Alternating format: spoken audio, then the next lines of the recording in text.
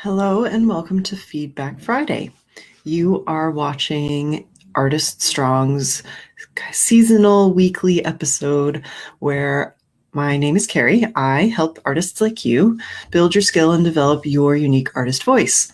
Each week on this Feedback Friday, I give artists opportunities to get ideas and input about their art, their works in progress, how their websites are laid out, kind of any other overarching questions they might have about art. This is a free opportunity to have another person kind of poke at those ideas and talk you through them, as well as the community who watches and participates in the conversations, so that you can have more informed decision making about your own art.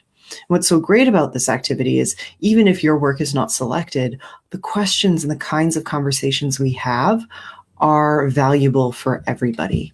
I'm going to make sure that I'm live and you guys can hear me and see me. I think everything's set up okay today. Looks like everything's working. So I'm not gonna wait too long because there's lots of wonderful art to share with you today, and I want to make sure you have that opportunity to learn from these people's wonderful artwork. There's a lot of different really good stuff today to talk about, so I'm going to switch my screen over. Thanks. Good. I'm glad things are working today. So I am moving my screen around. Give me a minute. It's going to look a little weird for a minute. So last week, we actually spoke with Patty about this work in progress, and this is what the image looked like when she and I spoke last. So I'm going to get my screen shifted a bit, so hopefully we can see both of these. But so she's actually worked on it since, and I just want to show you, she's decided it's not finished yet. You know, she hasn't painted in the shirt, as you can see as well. But I hope you guys can already see the amazing shift and transformation that's gone on in her painting, because she's looked at the values and skin tone on his face to really create that sense of shape. Oops. So here we really have that sense of shape and the feeling of his side of his cheek moving back, because she's lightened this area and really made sure the skin tone shifted forward. So sometimes we'll draw things accurately, but when we start painting it, we'll feel like something looks wrong and we think it's something to do with our drawing, when in fact it's often to do with our values or our tints. So shadows are when you add black to a color, and tints are when you add white to a color. That's all kind of how you deal with shading in general. So it's called value, right? And value really impacts the way we perceive a three-dimensional shape on a surface. So you can really see that here just in the next stage of this work, and how I think it's much closer to his likeness in this next stage of the image. Yeah, it's awesome, Patty. The skill I've seen you show us actually over a few years, I'm sure now, on Artist Strong has been astounding. And I can really see your dedication and effort to really looking at what you're observing and trying to see everything there. That's what we're doing as artists. We're trying to learn how to see. And these kinds of details can really help us figure that out. I really like the mouth and the nose. She caught kind of the angle of the nose. I am a little curious about right here with the eye. I don't know if there's something with shading or spacing. I can't tell you, Patty. It might be, it feels like it's a little darker in your painting and maybe it needs to be a little softer. Also, it seems like the white is kind of a long sliver here, and I'm not sure in the photo reference that it goes that far. You have a crease, but I'm not sure the white of the eye continues through there, or you don't see it as well. It's more of like a pink flesh tone. So that might be just a small little nitpicky detail for you to look at. But it's awesome work, and thank you so much for sharing your progress with us. It's really cool to see. So close out Patty here and move on. Veronica shared this work and she says, I'm wondering how I finished this work. Thank you for your opinions. So let's see if I have it already set up in my, yeah, I do, good, on my Photoshop. So let's get that a little bigger here. So she's not sure if this work is finished and what she should do. Whether you're watching this live with me now or you're watching the replay, remember that artists come back and look at this and want to have feedback from multiple people. So this is an opportunity for you to share ideas as well. And you'll notice in all of my Feedback Fridays, I never am really talking about right or wrong unless I'm talking about someone trying to achieve likeness in a work, because there's a lot of ambiguity in definitions of art and what is right or wrong. So it's more about offering artists different ideas that you might have so that they can collate and kind of dig through all the ideas we share and then decide kind of what feels the best to them, and for them to trust their own instincts and make decisions from all of the feedback they've been offered. So keep that in your mind while we work on this. Oh, hi, Karen. Good to have you. So the first thing I do when I'm looking at a work in progress is I almost always like to look at it in black and white. I think it really helps me see space and depth. So the first thing I see here is I feel like actually we have very few highlights. It's really nice to see the dark areas that we have. There's some really nice darks. And even throughout here, you've got hints of darks coming through. But then I would say, I don't know, maybe a third to a half of the painting seem to be all share the same tone. So all of the same level of gray is throughout all of the piece. And so that's something she can think about, is if she wants this piece to have a little more depth, then adding more stages of light to dark within her colors is going to make it even more dynamic and active. Hi, Angela. She says, "Ooh, this is awesome. I love the colors." Yeah, the colors are quite nice. She's made some good choices here. So she has green and red, which are complementary colors. They're colors opposite each other on the color wheel. And these colors, when you pair them next to each other, have a really strong reaction with one another. And so it makes them, each of those colors seem stronger and a little more vibrant. So pairing them next to each other does create kind of a sense of dynamic. Well, it kind of almost increases saturation of the color, I guess you could say. And blue and red together, you know, they make purple. They kind of, again, you kind of have like the primaries as well. So you have red, sorry, my brain is blanking, red, blue, and yellow, and you make all of your other colors from those, right? And so you have kind of this is where everything starts, right? So these colors are prominent and strong and kind of a commitment on a canvas, I guess you could say. So I really feel that in this work. And I think that's compounded by her brushstrokes and the movement, because there is a lot of movement in here. I like how this part is kind of doing this, because it brings me in here and I feel a sense of movement and kind of my eye travels. And then this section kind of feels like a different part of the painting. And I mean, that's also with the brush strokes and our color choice. It's kind of like it's divided in almost half, really diagonally. And then we've got kind of these lovely little kind of, I don't know, they remind me of kind of sea life marks or plant-like marks. And they're very kind of dark blue, maybe even a little turning into purple if she's using red to help create the darker tones in here. So there's a lot of kind of story and movement. I'd be curious to see how, Veronica, your eyes travel through the piece, and if you're satisfied with how the viewer might move through the work. Because I do feel kind of this like stop and start right here.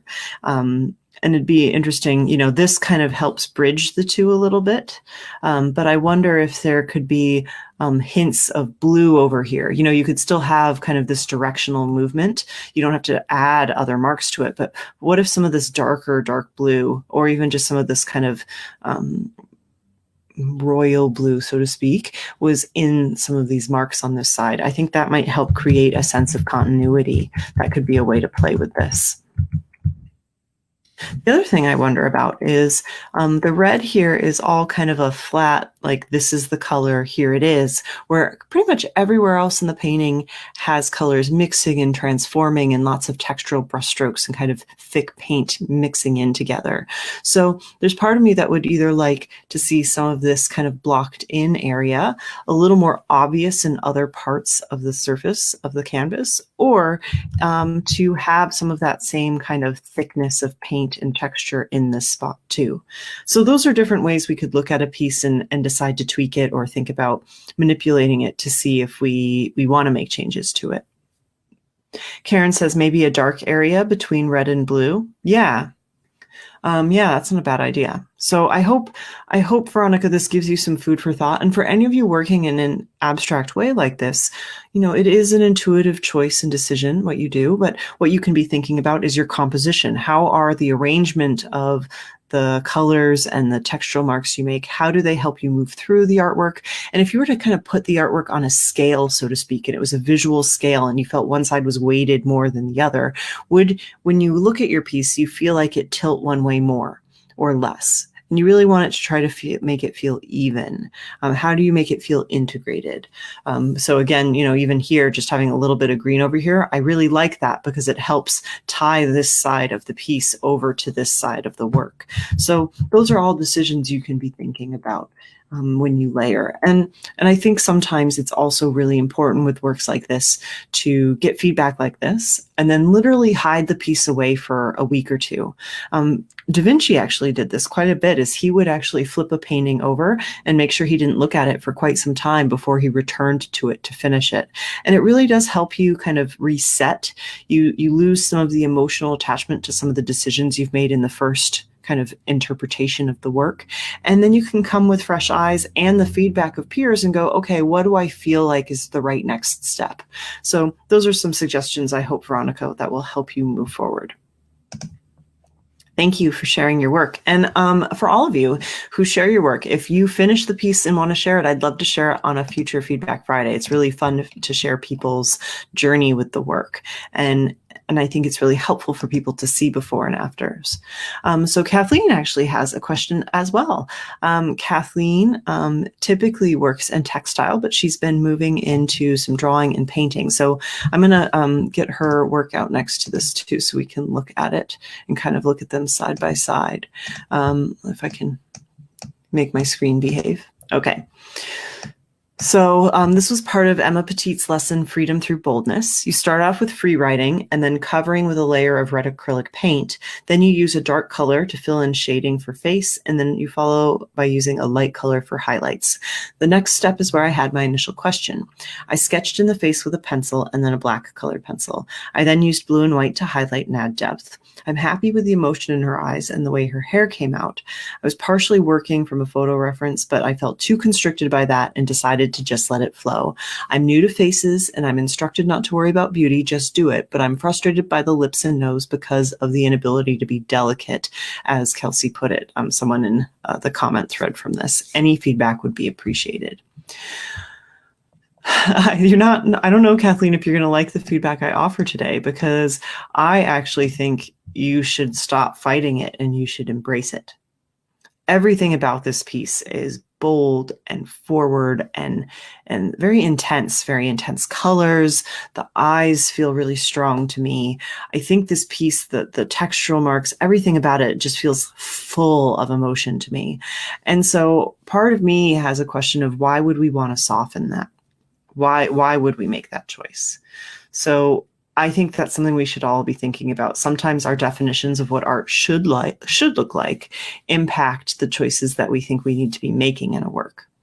That being said, if you wanted to soften lines, you could use some dry brush. So dry brushing means that you take a color of your paintbrush and you make sure there's almost no water on the paintbrush, and you kind of go over an area, but you do it so it's kind of thin and scratchy. So then you'd still see the marks, you'd still see the lines, but if you coat it very softly, then you wouldn't see them as strongly. So let's see if I can actually give an example. I need my layers showing here. Hold on.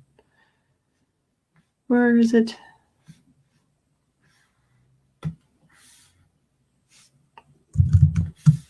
I'm going to do a new layer here. I want to show you what it might look like just with a digital version. So say you have like a paintbrush again that has a little bit of paint on it, no real color to it, okay? And you kind of scumble over it. So you have a little bit of paint showing, but you can still see the color underneath. So see how if I, kind of play with my opacity here by just adding the color, it already softens those marks a bit, and you'd still let them show through if you want it to be softer. Now, if we're talking about wanting to have a more realistic likeness. So if we're looking to achieve more of those kinds of qualities, the thing we need to think about is no nose is actually outlined from left to right like this. In real life, what we have is a bridge, right? And we're trying to convey that sense of 3 dimension on the bridge. And what happens is there are shadows that can be cast, but our light source then is really important, understanding where the light is coming, because if the light was hitting here, this whole side would be pretty light, and over here would all be dark and in shadow. If the light was coming from above, well, then again, you'd probably have a lot more darker shadow underneath the nose, but not necessarily on the sides, because the light would be hitting all parts of the bridge of the nose. So I think it would be really helpful when we're looking at work and image references, even if we're working in a more abstract way, if we want to have a sense of light source, to really have and think about where my light's coming from, and then use that to help me decide where my lights and darks go in the image, so that I make that choice consistently across all of the features of the face. And same for the lip. Technically, lips are not outlined unless a woman's put lip liner on her lips. You wouldn't have a dark kind of line to the top of the lip. You might have a crease on the bottom because there's shadows here. And you might have a shadow underneath, but again, it would be soft, it kind of soft shadow. So I often do this. I'll have marks that are too dark or extreme for me. And then I put this layer of kind of thin, transparent paint on top of areas. And I mean, the other choice always, and especially with acrylic paint, is you can always cover over what you've done and try again. Once you do something once, you can always do it again. But I would actually encourage Kathleen in this piece to really keep running with the kind of guttural mark making I see here. I love the marks and the expressiveness of the marks and the looseness. I think that less is more.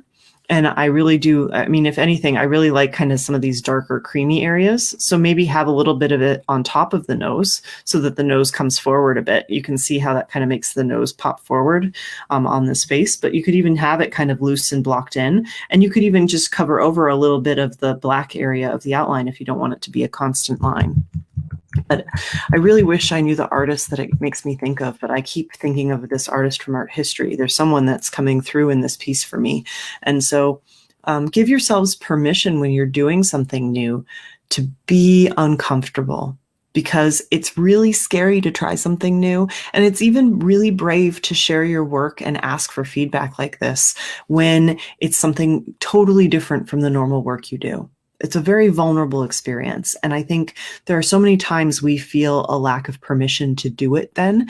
If we feel vulnerable, or if it's really new, then therefore we're not qualified to even be able to show it or try. And so I really commend Kathleen for showing up here and asking these questions. But I do wonder if some of her frustrations are because of what she had an initial idea the work should look like versus what the work's turning into. And we need to embrace it. We need to embrace that. The marks all in here are beautiful. That layering of mark and texture looks gorgeous. I really love this neckline and where it fits into the face. All of that makes me really happy. And I think a lot of that would be lost if we start worrying about these details of refined lines or softening lines, because there are strong lines throughout this whole image. I just went to an exhibit by Paul Klee at the National Gallery in Ottawa, and one of his late portraits was just it was a portrait, but it was just like one large, thick black line for a face and head, and that was it, and just kind of one color behind it. And it was so strong and powerful and emotional because of that richness of that thick line. So I do wonder. Karen, I think Picasso definitely could be an influence here as well, for sure. So it might be fun for you, Kathleen, to look at some of these artists and kind of see if anyone clicks with you, and maybe you want to embrace some of their style a bit more, or maybe this is an exercise in really trusting what's coming through your paintbrush for you, and trying to have fun with that and see where it leads. Some of the feedback I've given in terms of softening the nose, maybe that's something you use for a future artwork. Think about that for all of you. How can you take in feedback that maybe would, I think in this case, hurt a piece? I wouldn't really want her to make that change to this artwork, but it could be helpful for a future piece, knowing her original intention for this work, and kind of hope for it. Oh, I need a sip of water. Let's get to our next piece.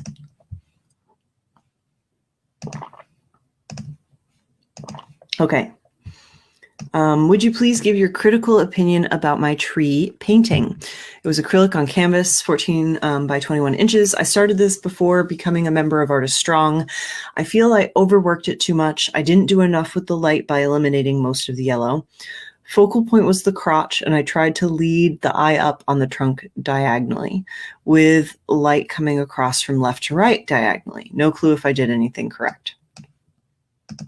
Karen, I think this is you. Yeah. Okay, so let's talk. First off, I really like this perspective on this artwork. I think I get lost in a good way all around in here. Like I enjoy the movement that all of these branches provide, and they have a real lovely looseness to them. They really feel like tree branches coming off of this main trunk. I really like that. I think that this is a really strong part of the piece, and how they travel, how your eyes travel with the branches, and how the branches soften and kind of disappear within the leaves as well. I really like that. She was saying that the light source is coming from left to right. So if that's the case, right, we can see these highlights through the leaves of where the light's hitting the trunk. And it's soft highlights, which also suggests then that there's likely the leaves are really dense around the tree trunk, or it's a forest with lots of trees around it. So there's a denseness. So the light's only kind of filtering through. I do wonder from that, would some of those highlights show up more strongly up here? I don't know. This is a genuine question. It's something to think about. Or would they stay more dark because there are a greater concentration of leaves up here? But I love these little soft highlights on the trunk. I think that's quite nice. In terms of the leaves, I think in this situation, I'd really need an image reference to help understand the use of light with the leaves. I like how it is. It has a glowing feeling. It has, I feel like there's light moving through and filtering. And I think it's hard to create lots of, I don't know what the word is I'm looking for. I like the variation of the yellow and green because it does have this light source, and there's this feeling of light and possibly being backlit. And there's a denseness in layers then, because I do feel like there are areas where there are thicker bits of leaves or thinner bits of leaves. And then you have the sky underneath that helps us move through the piece and kind of creates another sense of motion. So, yeah, I mean, so far in terms of composition, those are things I all really like about the work. I like the length of the work. I like the kind of severe angle for the trunk. I'm kind of curious. This is just kind of a random choice I want to make, but I want to crop it and just see how I feel. If we didn't have the total bottom edge of the piece, what would that look like?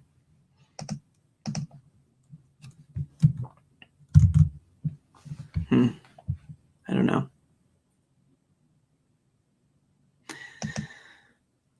I don't know. I think this is kind of a nitpicky decision here.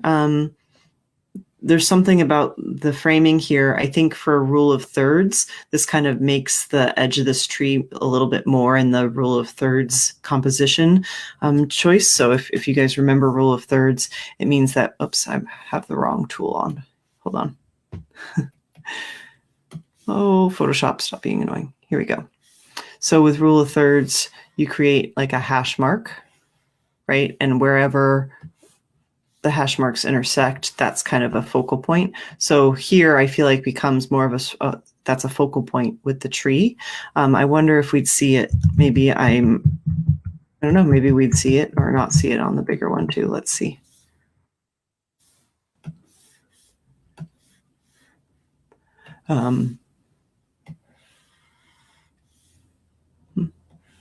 I'm hand drawing this, but we can see. Yeah, so it does change kind of where the the focal points could be in the work. So this has kind of more of a center composition. And again, that's not a bad thing. I've seen beautiful centered compositions in an artwork. That's just something to think about in terms of layout. I do think the crop kind of follows that rule a bit more. The other thing I guess I'm wondering about with the crop is I really like this bottom left area. I really feel like these leaves are finished. Here, it's like an even little square of finished leaves. And I really like the negative space created over here. So maybe that's it. Maybe, what if some leaves just came down a little bit further and rounded out instead of feeling like they kind of all finished in the same section? I think that might be the thing that I'm wondering about. But yeah, I think this is a lovely work. It has a really nice sense of calm. It makes your eyes travel through the whole piece because of the branches. And again, I really like the softness of the tree trunk.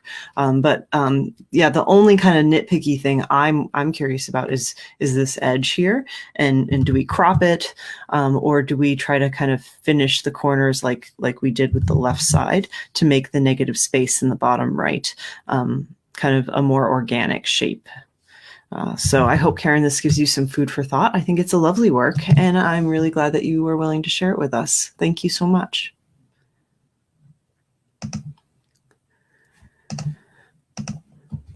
Okay, let's see where we're at. Oh boy, I'll see how I do. Okay, I don't know why this is so small. I'm going to have to enlarge this image. I don't know why we can't see it. My computer is being annoying. I talked to my computer, guys. Sorry. Here we go. This is a work in progress. I'm seeking a direction where to take the sky and water. I want it to be primarily about the horses and secondarily about the lighthouse in the background. I want sky and water to support the objects, but don't want it to distract. Totally open on how to develop the dunes and vegetation in the foreground while keeping them subtle. In real life, there were lots of greens and bright yellows, blooming flowers. I want to rework the lighthouse to make it shorter, fatter, with fewer stripes. And she's thinking about making the horse on the far right a pinto, but you can see I haven't committed. Needs some anatomical work on the far left. Does it read that way to non-horse people? Should I leave it alone other than enhancing his mane and adding some foliage? I don't want to niggle it with a slow, long nitpicking death.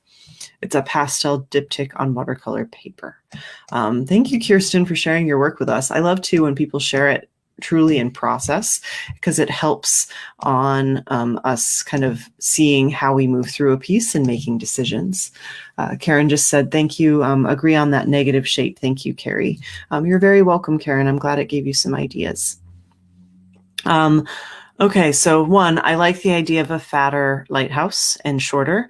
It's really, really close to the horse's hair, and that's almost distracting for me. Maybe if he was fatter and shorter, it would feel like it's in the distance, but it's almost like it's too close and it like lines up with some of his mane a bit.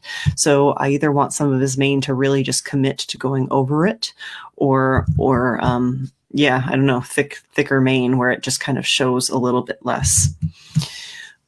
For anatomy, I am definitely not a horse expert, so I have no idea.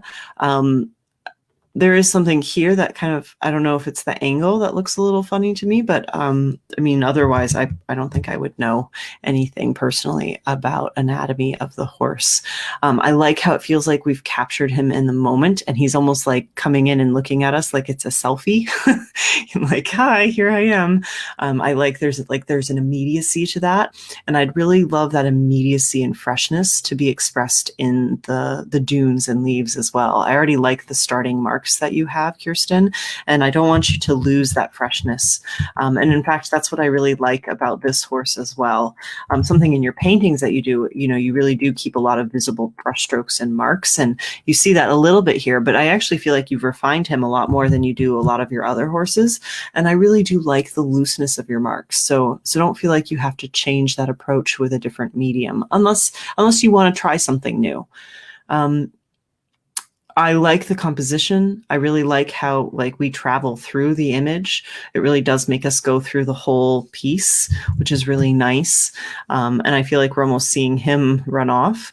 Again, in terms of closeness, I feel like these two objects are really close to this guy. So even though he's in the minute, like in the middle of a motion and he does feel like he's fast and capturing something, the closeness of those two objects to him makes me a little bit uncomfortable. And I think that's some kind of compositional thing going on there. And maybe with some more resolution, it would be different. But, you know, there's so much freedom and beautiful negative space around this guy. And without those, he has quite a bit of negative space. So I think it's a little like disconcerting to my eyes that there are these two objects so close to this guy. I wonder if I almost like the horse where it is. Maybe the lighthouse could be moved over here a bit. I don't know. I'd be curious to see what other people have to say. Otherwise, Kirsten, I think it's beautiful work in progress. Karen says, you don't always have to be anatomically correct. Am I right? Yeah, exactly. It really depends on your goal for your artwork as well. You know, some people want a very hyper-realistic artwork, and then of course that should be a consideration that you're making, and you should really attend to your photo references, photographs you've taken, you know, the person's face, but it really depends on your goals for the artwork. And in general, for Kirsten's work, I felt like it's always about the spirit of the horse, not about the actual horse itself, you know. And I hope you guys understand what I'm saying there. But that's why I think I love this whole right side so much. I feel like we're seeing him just like run off into space, and the feeling of freedom, and I can kind of see those legs moving and just that looseness of Mark. So don't lose that in this. That's kind of my call to you, Kirsten. And yeah, the only thing that keeps kind of catching my eyes are those two.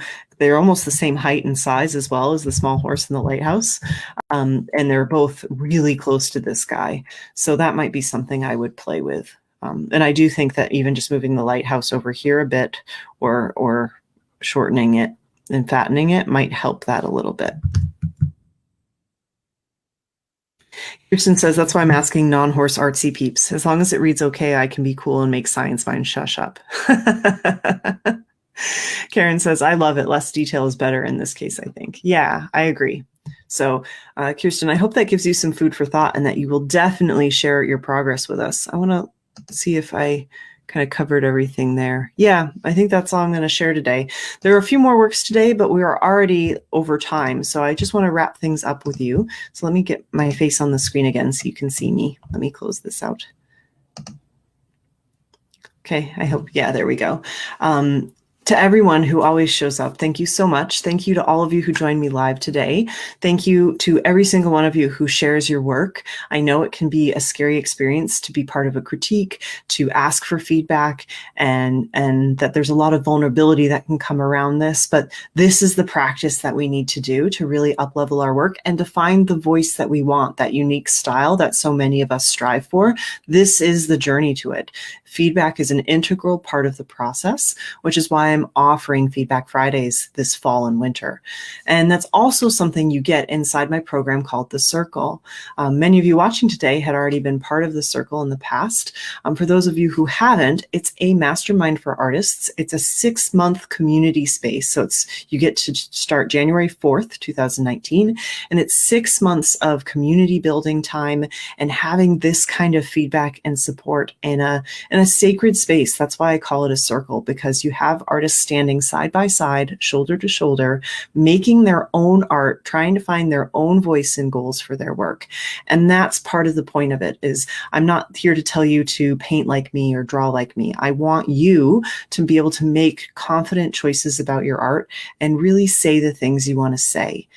So if that sounds good to you, this coming year is going to be a special year, because I've also recently found out that a group of my own work has been selected by the city of Ottawa for a solo exhibition in 2019. So inside the circle, not only do you get this peer support, there's all kinds of workshops that are online that you can take to help you find and understand your voice. But now this coming year, you'll also get to watch me as I go through the whole process of building a series of artworks and preparing for a solo show. So if that sounds exciting to you, don't miss out. If you want the place to be with people with real feedback, with real compassion and love for each other, and and where people raise each other up because they're so excited about seeing each other strive and thrive, the circle might be exactly what you need. I will make sure the sign-up links are below this video when we're done today. And if you want to offer your work for a future Feedback Friday, I'm doing them through the end of December. And you can email me, Carrie@artiststrong.com, or you can message me through the Facebook page, which is facebook.com/becomingartiststrong. Thank you guys again for being here, and I hope you have a wonderful rest of your day and a lovely weekend.